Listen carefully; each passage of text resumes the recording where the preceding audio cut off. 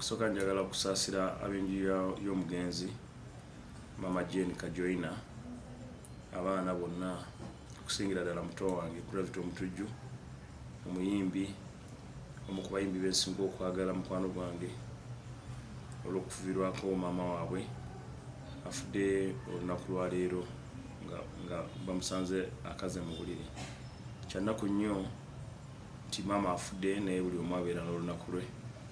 Ate era nsaba Katonda omwoyo gw'omugenzi agulamuze ekisa, musonyiwe byonna ebyamusobako. Nsasira famire Katonda abagumye Gravity ne baganda bo mwenna abooluganda abakona ab'emikwano ab'ekika mwenna. So kirungi kuviirwako maama. Abantu ennaku zino endwadde ez'okufiira mu buliri zigenda zeeyongera. Ekimu ku kizireeta ebeera stress, ekirala bibeera bizibu, ekirala bibeera ntegeka ya Katonda nga Katonda olunaku yakutegekera nga lwajja okuyita.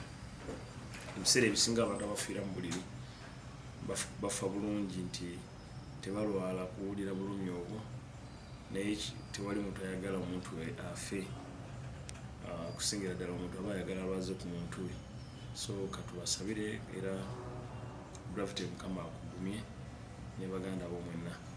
Tulinze message ekwata ku by'okuziika tusobole okulaba nti abasobola okutuuka okuziika tuziike. Kubiriza abaana Uganda mwenna muwagire Gravity mu kaseera kano kalimu akazibu okulaba nti awerekera maama we mu kitiibwa. Mu kivulu kye wasembayo mutegekera gwe ng'omuntu, maama we yajja ndooza ne Prime Minister n'abeerawo. Yali mukyala mwetowaze ate ayagala nnyo omwana we, ate yali asiima kuba guno omulundi bategese ekisembeyo saabaddewo ne guli omwaka guli naliwo, era mbadde mulabe ebbanga lyonna bwe mbadde nga nkola ne